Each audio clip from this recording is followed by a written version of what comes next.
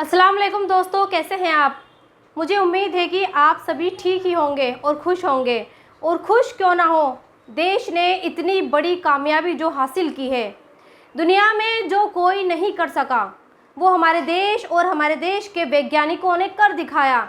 हमें चांद पर पहुंचा दिया और आने वाले दिनों में हम ये भी पता लगा लेंगे कि चांद पर ज़िंदगी है या नहीं। हम इस बात की भी खोज कर लेंगे कि चांद पर पानी है या नहीं। लेकिन इन सब के बीच एक सवाल जो लगातार उठ रहा है, वो है प्रधानमंत्री नरेंद्र मोदी को लेकर।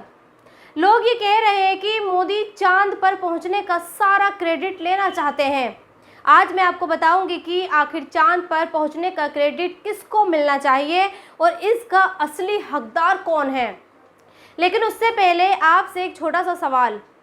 कल जब चंद्रयान 3 की लैंडर विक्रम ने चांद पर सॉफ्ट लैंडिंग की, तो आप क्या कर रहे थे और इस सॉफ्ट लैंडिंग के बाद आपका रिएक्शन क्या था।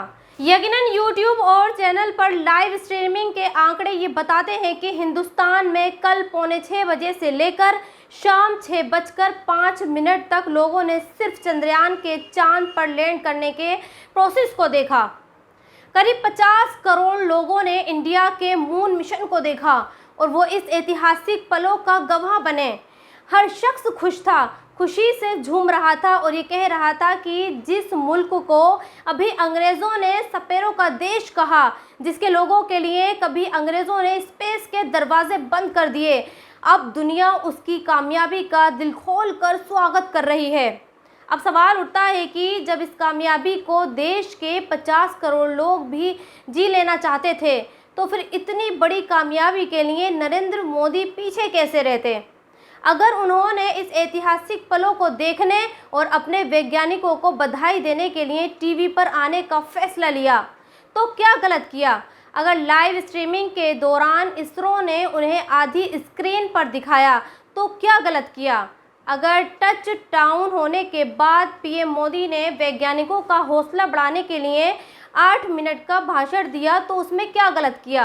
अगर पीएम मोदी ने इंडिया के मिशन मून को पूरा करने वाले इसरो के चेयरमैन सोमनाथ को फ़ोन पर बधाई दी, तो क्या गलत किया।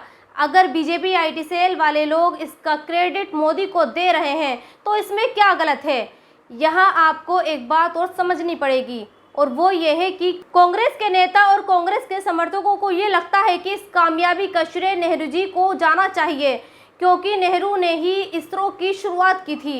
यकीनन इसमें कोई दो राय नहीं है। 1962 यानी 61 साल पहले भारत में इसरो जैसे रिसर्च सेंटर की शुरुआत नेहरू जी ने ही की थी। सपना भारत को दिखाया कि हमारा देश भी वो काबिलियत है कि वो चांद पर जा सकता है। लेकिन हकीकत ये भी है कि चांद पर जाने का मिशन 2008 से शुरू हुआ, और जिस वक्त ये मिशन शुरू हुआ उस वक्त देश में कांग्रेस की सरकार थी।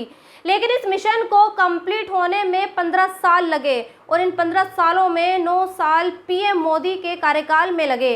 लिहाजा अब अगर मोदी इसका क्रेडिट लेना चाहते हैं, तो इसमें क्या गलत है। आज लोग मोदी का एक और वीडियो वायरल कर रहे हैं और ये कह रहे हैं कि मोदी ने इसरो के मिशन को टेक ओवर कर लिया। जिन लम्हों को पूरा देश देखना चाहता था, वो उन लम्हों ने विक्रम लैंडर की जगह मोदी खुद आ गए। वो उन लोगों को मैं ये बताना चाहती हूँ कि उनकी ये जानकारी अधूरी है, या फिर उन्हें किसी यूट्यूबर ने उनका ज्ञानवर्धन ही नहीं है, वो गलतफहमी में जी रहे हैं। खैर, मैं आपकी ये गलतफहमी दूर कर देती हूँ। दरअसल जब लैंडर विक्रम ने सॉफ्ट लैंडिंग की, उस वक्त वहाँ से कोई तस्वीर नहीं आ रही थी। आपने मोदी के साथ जिस तस्वीर को देखा, वो तस्वीर उस वक्त चांद से आखिरी तस्वीर थी, क्योंकि जब लैंडर चांद पर लैंडिंग करता है तो वहाँ इतनी धूल होती है कि कई घंटों तक कुछ दिखाई नहीं देता। और आपने ये भी नोट किया होगा कि जब मीडिया ने लैंडिंग के साथ इससे जुड़े वैज्ञानिकों से सवाल किया और ये पूछा कि विक्रम लैंडर से रोवर बाहर कब आएगा, तो सभी का एक ही जवाब था, और वो जवाब था कि जब लैंडर के आसपास से डस्ट हट जाएगी, तब विक्रम लैंडर से रोवर को बाहर लाने का प्रोसेस शुरू किया जाएगा। और साथ ही वैज्ञानिकों ने यह भी बताया कि इस डस्ट को चांद के सरफेस पर बैठने में कम से कम 2 से ढाई घंटा लगता है। तो अब आप सोचिए कि अगर लैंडिंग के बाद पीएम मोदी ने 8 मिनट का भाषण दिया, तो उसमें क्या गलत था। क्या शायद पीएम मोदी ये जानते होंगे कि टच डाउन के बाद जो धूल उड़ती है उसे बैठने में कई घंटे लगते हैं। इसलिए उन्होंने इसरो के वैज्ञानिकों को बधाई भी दी और इसरो के चीफ सोमनाथ से फ़ोन पर बात भी की। लिहाजा हमेशा आपको जो दिखता है या फिर जो दिखाया जाता है, ज़रूरी नहीं कि वो सही हो, बल्कि उसके कई दूसरे पहलू भी हो सकते हैं। इसलिए कभी भी किसी भी बुराई बिना फैक्ट्स जाने मत कीजिए। और मेरा तो ऐसा मानना है कि ये वक्त क्रेडिट की होड़ में ना पड़कर एंजॉय करने का है, क्योंकि कल बरसों बाद ऐसा हुआ जब देश किसी जाति धर्म से हटकर सिर्फ इंडिया की कामयाबी देखना चाहता था। उसे सिर्फ चांद पर शान से लहराता हुआ तिरंगा नजर आ रहा था। खैर दोस्तों, इस वीडियो में इतना ही। आप भी अपनी राय कमेंट्स बॉक्स में लिख सकते हैं और अगर अब तक आपने खबरी मीटर को सब्सक्राइब नहीं किया है तो प्लीज़ सब्सक्राइब ज़रूर कर दें। शुक्रिया।